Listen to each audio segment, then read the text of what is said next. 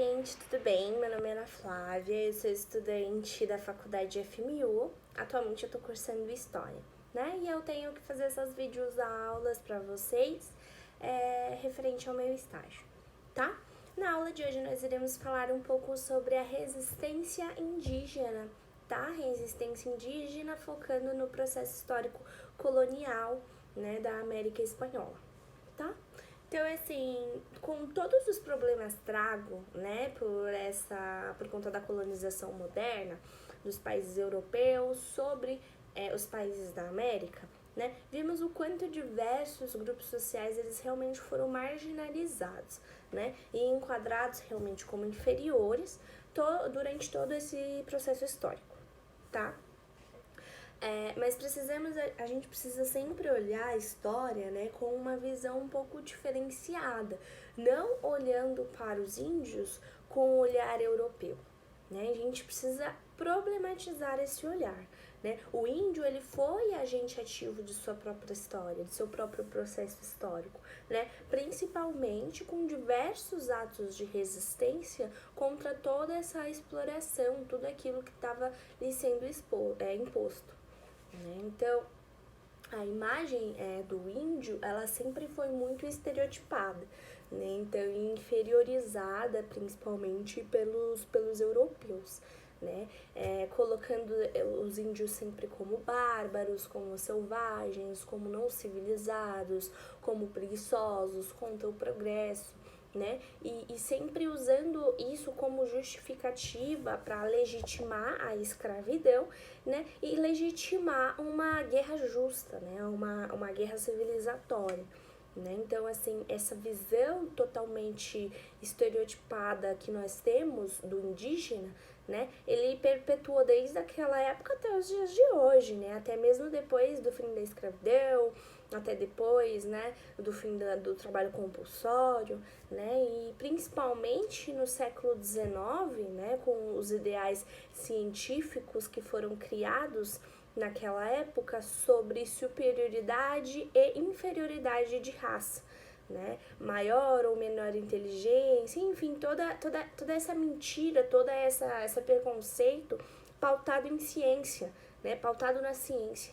Isso fez com que, mais uma vez, se justificasse a marginalização desse índio, a exploração desse índio, né? Então, a própria historiografia estudada e dada até os dias de hoje, ela teve também muita resistência, né, no estudo indígena, né? Ela não teve uma expansão sobre o estudo indígena, justamente porque muitas vezes não havia público, não havia curiosidade sobre, né, o dinamismo social, o dinamismo cultural desses povos, a língua, a cultura desses povos indígenas, e com isso, aos poucos, né, ao longo da história foi se perdendo e até mesmo o estudo sobre esse grupo social foi muito marginalizado, né? Então, somente posteriormente, né, depois do século XIX, passou um tempo, né, começou, né, a ter um olhar mais crítico dentro da própria historiografia, né,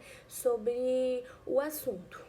Né? Então a procura por essas novas perspectivas, por esses novos olhares, né, fez com que a gente pudesse olhar a história do indígena hoje com outros olhos, né? E principalmente com o estudo da mestiçagem e do processo do branqueamento, que foi um processo realmente bancado pelo Estado brasileiro, né, como projeto político da época. Então, com o estudo dessas coisas, a historiografia foi olhando com um olhar mais diferenciado para esses grupos sociais marginalizados, inclusive o indígena, tá?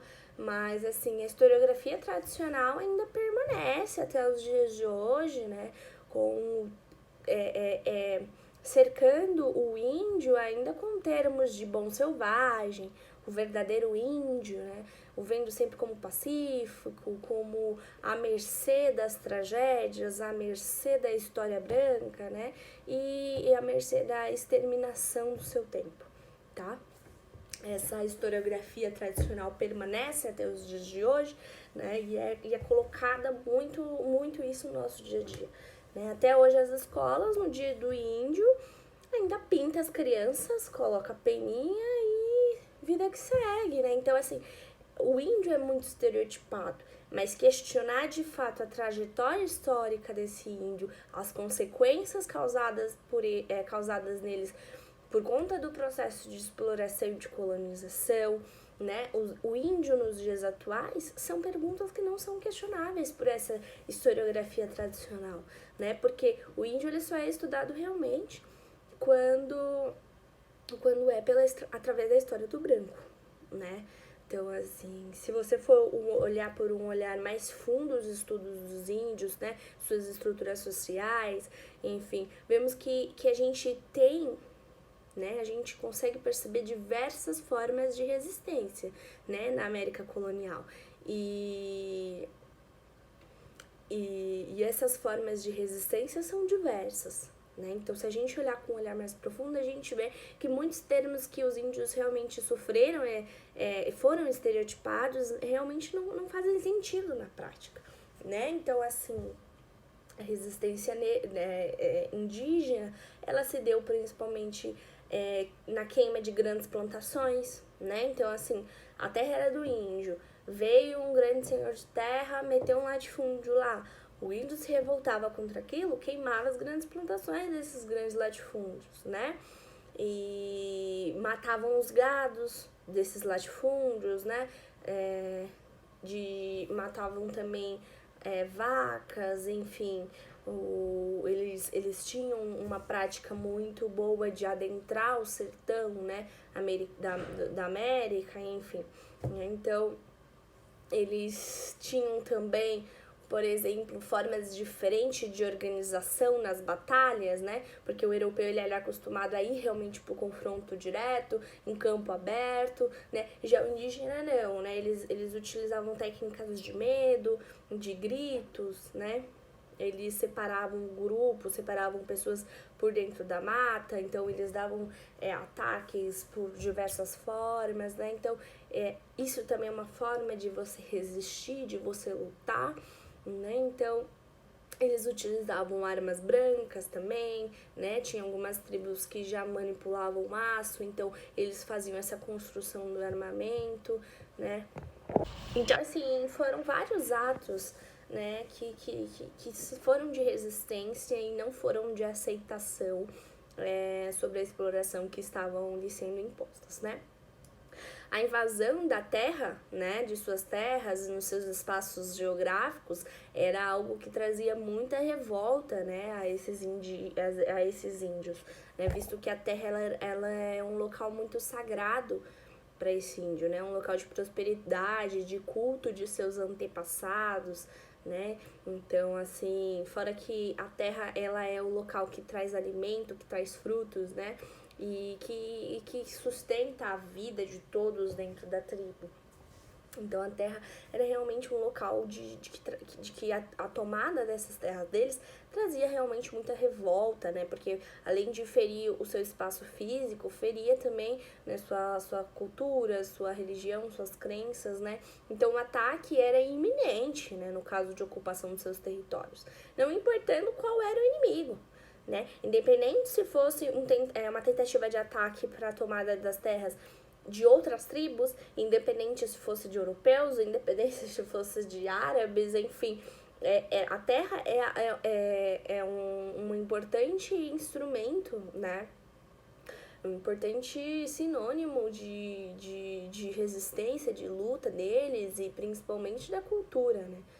A cultura vem a cultura indígena, ela vem da natureza, desse contato com o natural, né? Então,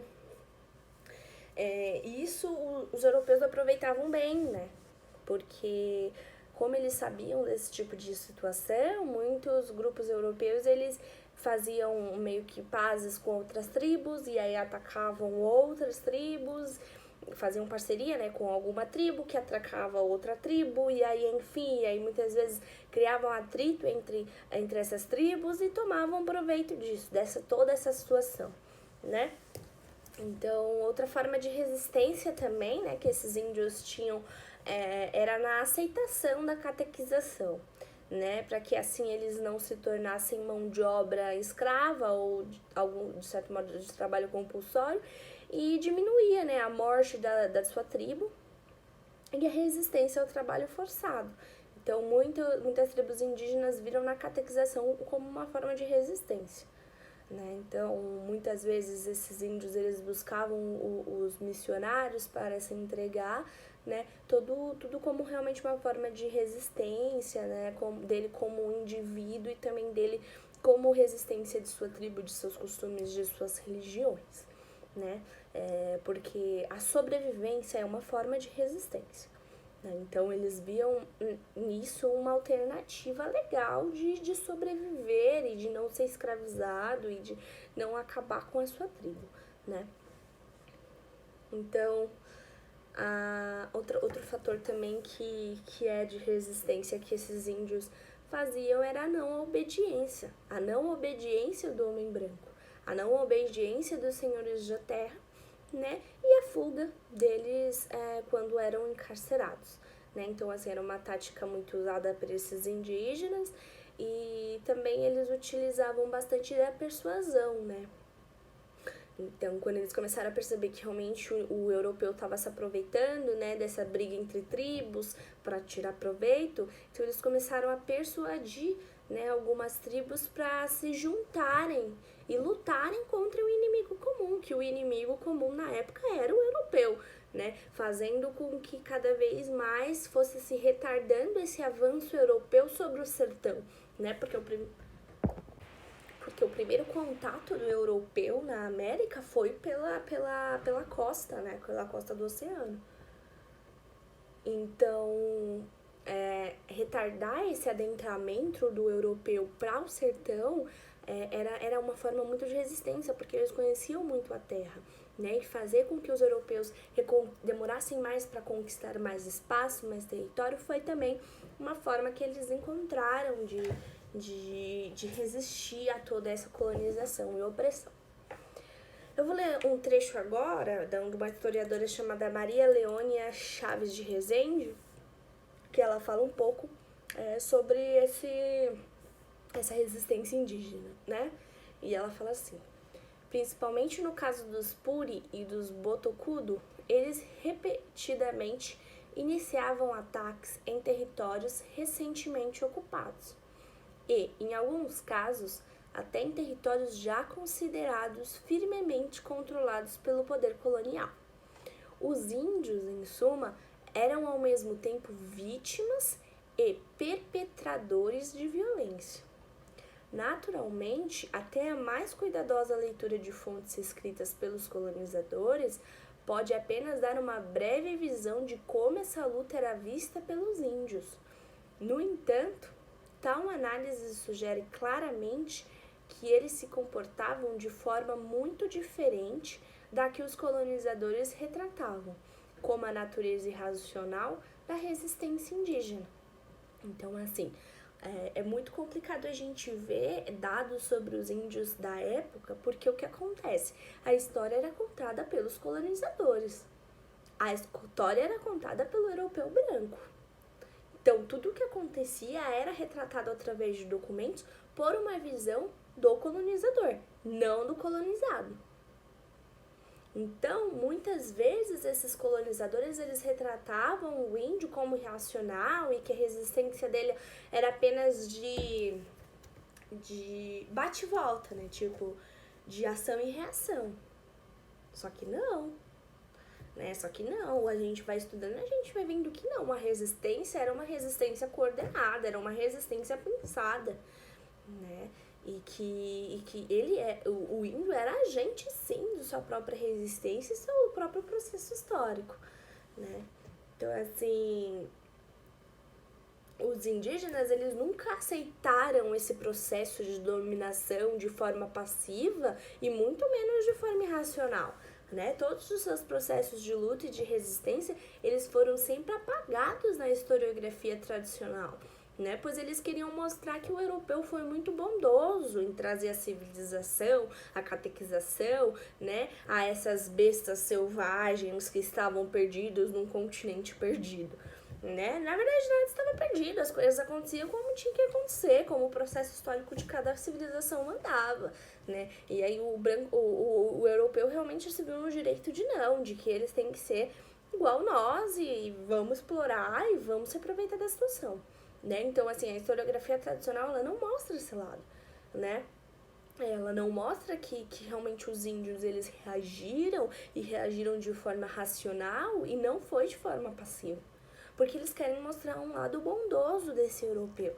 Não querem mostrar que realmente as civilizações hoje ocidentais, europeias, elas são o que são por ter sangue nas mãos de índios, né? Então, assim, outras formas de resistências que esses índios também encontraram foi a defesa de suas próprias aldeias contra os bandeirantes um tempo depois, né? Que tentavam cada vez mais adentrar esse sertão, se apropriar de suas terras, enfim. E muitas vezes quando esses bandeirantes realmente pegavam os índios e colocavam esses índios em cativeiros, né? Esse índio, ele preferia cometer o suicídio, né? Tornando um ato muito simbólico e um ato de muita resistência, né? Porque eles mostravam para o europeu que eles preferiam a morte do que a renegação da sua cultura e dos seus costumes, né? Então, assim, é muito simbólico todo o processo de resistência indígena. Nós vemos que a resistência e a luta indígena continuam até os dias de hoje, né? Porque mesmo com o fim de toda essa cultura de dominação, com a exploração, com tudo que aconteceu na Idade Moderna, né? A idade contemporânea traz muita marginalização desse índio na sociedade. Então, esse processo de luta, de resistência, é um processo muito simbólico, principalmente do índio. Mesmo a historiografia tradicional querendo apagar todo esse processo, né, querendo que a gente tenha uma forma estereotipada de ver a imagem do índio, né, a gente consegue hoje olhar essa historiografia com um olhar diferente e ver quem realmente são os bárbaros de toda essa história, de ver quem realmente são os não civilizados desse processo histórico, né? Então, é muito importante a gente estimular nosso olhar crítico, né, na nossa historiografia, em tudo que nos é ensinado e principalmente estimular o nosso pensamento com o outro, né, com o diferente, com a diversidade e entender que o outro não é porque ele é diferente que ele é inferior e que eu tenho que legitimar essa inferioridade dele cometendo atrocidades, exploração, escravidão, né, e que existiu muitas rupturas durante a história, mas existem muitas permanências que até hoje nós sentimos, que até hoje esses grupos sociais sofrem, né? E eu vou falar um pouco agora sobre a Confederação dos Cariris, né? Que foi uma luta de resistência indígena. Então, gente, a Confederação dos Cariris, né? Também conhecida como Guerra dos Bárbaros, né? O próprio nome é bem pejorativo. Foi uma confederação que ocorreu entre 1683 e 1713, né? Foram 30 anos que se desenvolveu essa confederação, né? E tudo isso aconteceu no Nordeste brasileiro, tá? Foi uma confederação de resistência indígena, né? Esses indígenas, eles não se sujeitavam aos colonizadores, né? Aos homens brancos, sem nenhuma forma de resistência. Eles resistiam, né? E os cariris, né, que era um povo que migrou do norte brasileiro, né, caminharam através do litoral nordeste brasileiro, e eles viviam, né, eles se fixaram em uma região que era do Rio São Francisco, na Bahia, entre o Parnaíba, no Piauí, né? Essa tribo, eles eram parecidos com os homens neolíticos, né? Eles tinham algumas coisas parecidas, principalmente com essa questão, né, da plantação próximo aos rios, né, na beira de rios, porque justamente é uma plantação muito boa porque o terreno é fértil, né? Então eles utilizavam dessa técnica. Eles tinham um líder, né? Um líder que comandava toda a tribo, né? Viviam e tinham costumes tribais, né? Faziam materiais cerâmicos, né? Então isso foi descoberto um tempo depois com algumas escavações, né? E perceberam que eles já vinham, né? Já mexiam com essa questão de materiais cerâmicos. Essa tribo ela era mestiça, né? Elas eram compostas por pessoas que vieram de vários lugares do Brasil, né? Não era somente de um local, mas de vários, e aí formaram essa tribo, tá? O conflito, essa confederação dos Cariris, ela deu início quando os portugueses acharam essa tribo, né, entre os rios e tentaram dominar esse território, né? Então, assim, por todos os anos de conflito, os índios, eles lutaram contra, né, esses portugueses de forma armada, né? Lembrando que os portugueses, eles mandaram forças realmente militares para combater essa confederação, né? E até os bandeirantes, eles foram convocados um tempo depois para o combate, né, como forma de reforço, porque realmente eles não estavam conseguindo conter essa revolta, né? Então, assim, a luta, ela se iniciou e continuou por 3 décadas aí, né, por 30 anos, justamente por essa defesa, né, desses índios por seu território, né, não deixando os europeus se apropriarem e explorarem esse território que era tão sagrado para eles, né. Outro ponto importante nessa confederação é justamente o fato dos índios serem resistentes à escravidão, né, e ao trabalho compulsório. Eles não aceitavam isso, né? Então, além da questão da terra, tinha também essa questão. Eles não iam se sujeitar ao trabalho escravo, ao trabalho compulsório, né? Então, eles eram muito resistentes a isso. Essa confederação, ela durou por muitos anos também porque esses cariris, né, essa tribo, ela se juntou com outras tribos, né, tribos vindas de Pernambuco, do Rio Grande do Norte, da Paraíba, né, e se juntaram com um objetivo em comum, que era de expulsar os portugueses, de expulsar esse homem branco do território deles. Né? Então, a estratégia desses índios era justamente de queimar casas, queimar fazendas, queimar vilas inteiras, muitas vezes, que tinham próximos do território deles, né? Que tinham, né, vilas, enfim, casas, fazendas com pessoas habitadas, com muitas vezes europeus. Então eles queimavam, né, essas casas e tudo mais, e aí começou a ter uma demanda muito alta de ajuda para o governo português. E o governo português começou a enviar diversas expedições, né, para tentar acabar com essa revolta, com essa confederação, né? E aí em 1600, e eles não conseguiam, né, porque os índios eram muito resistentes e eles realmente estavam lutando por aquele território, não iam abrir mão de serem escravizados, enfim. E aí em 1688, né, a fim de terminar o conflito, essa coroa portuguesa chamou os bandeirantes, né, para ajudar, para reforçar nessa batalha, né, mas aí o que acontece foi que teve um efeito reverso, né, essa situação acabou deixando mais irritado ainda esses índios, né, fez piorar muito mais a situação, aumentando ainda mais a insatisfação, a revolta desses indígenas, tá? Então, somente no ano de 1713, né, que foi o último ano aí, o coronel João de Barros Braga, né, ele promoveu uma grande expedição, né, uma expedição totalmente sangrenta, né, uma expedição que massacrou e exterminou todos os índios que estavam nessa revolta, né, sufocando a rebelião e pondo fim nela. Ou seja, todos aqueles índios que estavam na revolta, essas tribos em questão que eu falei, foram realmente totalmente exterminadas, né. Então, só assim que o governo, foi assim que o governo reagiu a essa confederação de Cariri, né? Então, tem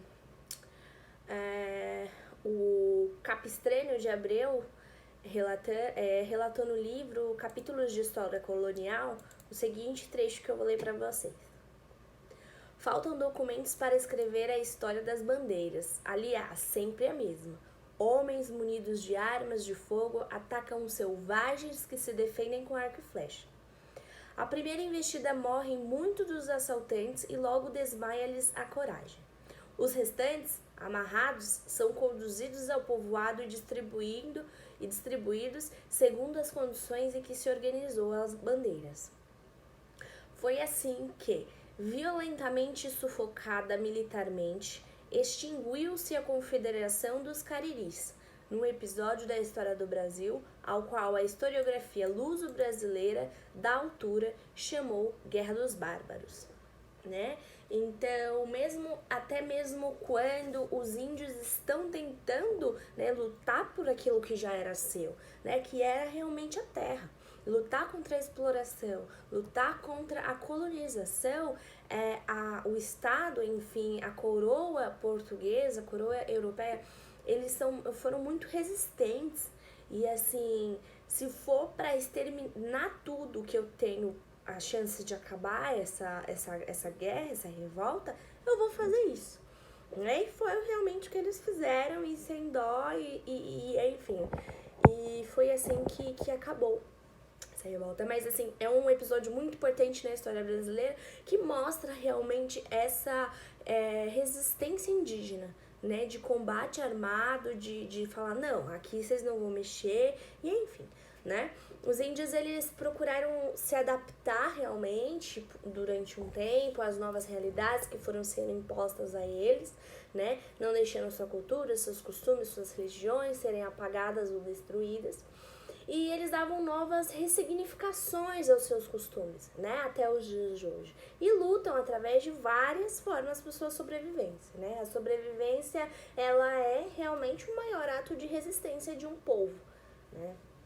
Então, a gente consegue ver que mesmo com toda a resistência de arma, de falar não, de pôr limites e tudo mais, mas como eu havia dito, tem alguns itens que realmente fez com que tivesse esse êxodo, né? Esse êxodo na colonização da América, né? Então, assim, mesmo os índios sendo inferiores belicamente, né, e com diversas dificuldades de união, porque além dos atritos que tinham entre as tribos, né, tinha também a questão da dificuldade de localização, de comunicação, né, então eles tinham essa dificuldade de união para enfrentar um inimigo comum, né. Diversas tribos indígenas vivem até os dias de hoje, né, sempre procurando espaço em nossa sociedade, a procura de seus direitos. Então, assim, a gente percebe que essa resistência indígena, ela não parou por aqui e não vai parar por aqui, né? Eles estão sempre realmente buscando aquilo que foi retirado dele, e da pior forma possível, né? Através realmente de matanças, de extermínio, né? De tudo mais, né? Então, é muito bonita essa luta indígena, né? Muito bonito tudo isso, toda essa resistência. É muito bom a gente sempre olhar a historiografia com outros olhos, né? A gente vê que os índios, eles não eram realmente esse ser pacífico que aceitou tudo numa boa, como é demonstrado nos livros. Houve resistência e sempre vai ter resistência. Enquanto esse grupo for marginalizado na sociedade, eles sempre vão procurar por seu espaço, né? Então, é uma luta que não parou e não vai parar por aqui. É muito importante a gente estudar, né, esses episódios da nossa história, de história de outros países que foram colonizados, né, pra gente ver que realmente o índio foi um agente ativo do seu processo histórico e continua sendo.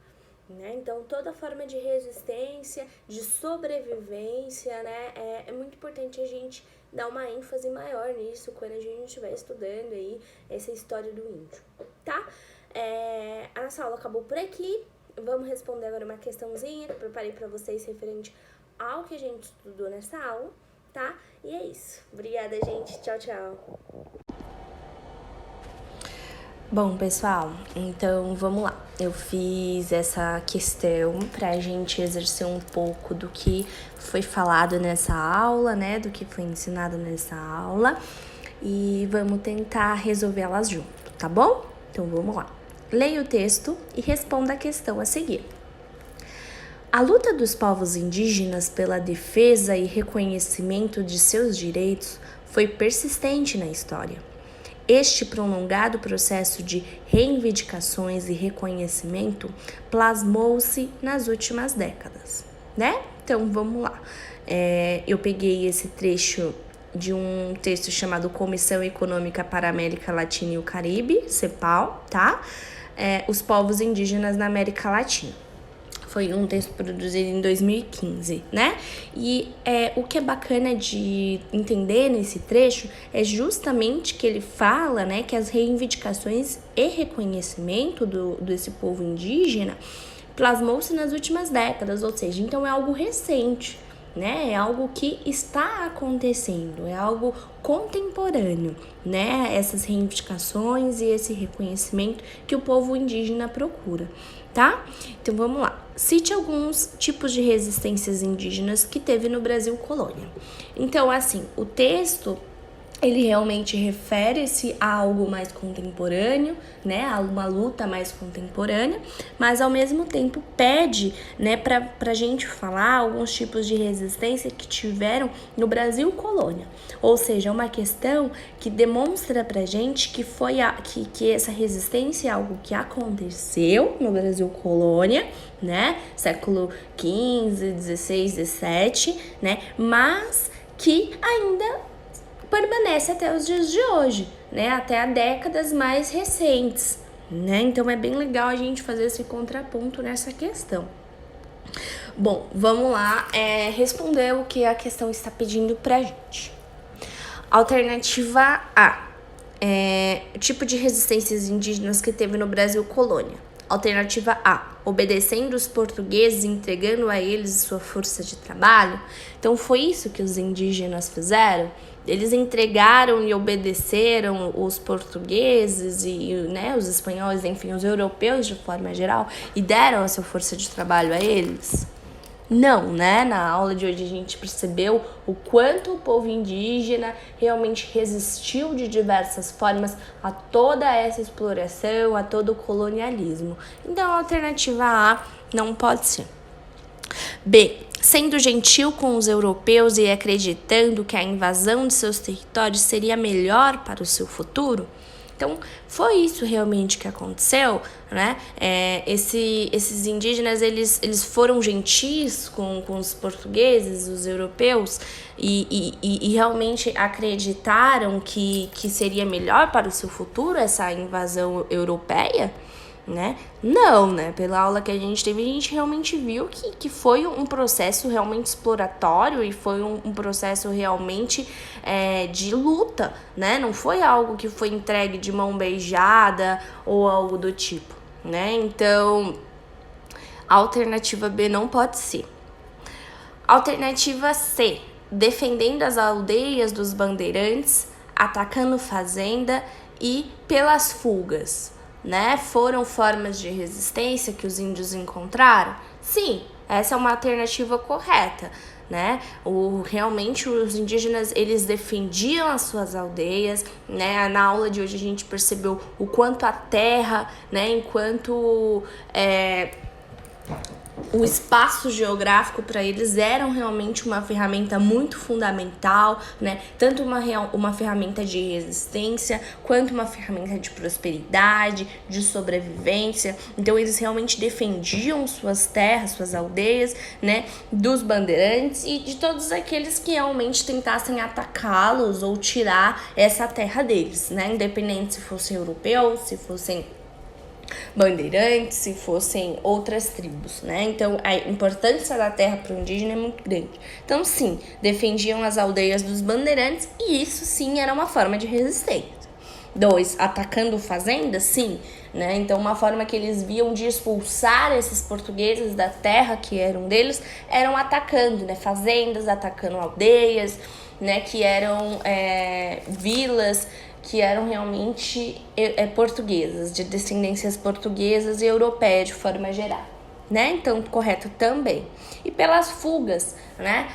Uma forma de resistência que os índios encontraram nesse processo colonizatório foi das fugas, né? Então, quando eles eram pegos por esses portugueses, né? E eles conheciam muito bem o território. Então, a fuga pro interior foi algo que aconteceu com muita constância como forma de resistência indígena. Então, a alternativa C está correta. Vamos só ler as outras duas pra gente ver o porquê não está certa, né? Alternativa D, aceitando a situação. Está errado, né? Porque, conforme dito na aula também, realmente é uma visão que a historiografia tradicional traz pra gente, né? Desse índio que aceitou tudo, esse índio que viu tudo de forma como se estivesse vendo um show, né? Realmente pacífico a toda essa situação, mas que na verdade, na prática, não foi o que realmente aconteceu. Então não pode ser a alternativa D. E a alternativa E, utilizando o canibalismo contra os europeus a fim de exterminá-los. A prática do canibalismo realmente é uma prática que ela é uma prática cultural, é uma prática ritualística, né? Que eles era utilizada muitas vezes quando as tribos canibalísticas lutavam e comiam parte dos corpos contra quem eles lutaram, né? Então, mas era uma questão realmente ritualística e de que eles acreditavam que aquilo iriam pegar força, né, dos seus rivais e tudo mais, mas não foi utilizado como uma forma de exterminar os europeus ou algo do tipo, né? Realmente é uma questão de luta, mas não com essa intencionalidade. Tá? Então também não pode ser alternativa E. O canibalismo ele não foi usado como forma de resistência, mas sim já de uma prática já cultural daquelas tribos que utilizavam esses rituais, né? Então não pode ser alternativa E, tá? Então a alternativa correta é a C. E a gente fica com a nossa aula por aqui, tá bom, pessoal? Muito obrigada, né, por tudo que a gente ensinou aqui. Espero que realmente vocês tenham compreendido, que façam sentido para vocês e que realmente essa reflexão, né, de ver a historiografia com os outros olhos, de ver o processo histórico de alguns grupos sociais que hoje são marginalizados na nossa sociedade, então que fique realmente essa reflexão para vocês entenderem um pouco melhor sobre essa trajetória dos índios e tudo mais, tá bom? Muito obrigada, pessoal. Fiquem em paz. Tchau, tchau.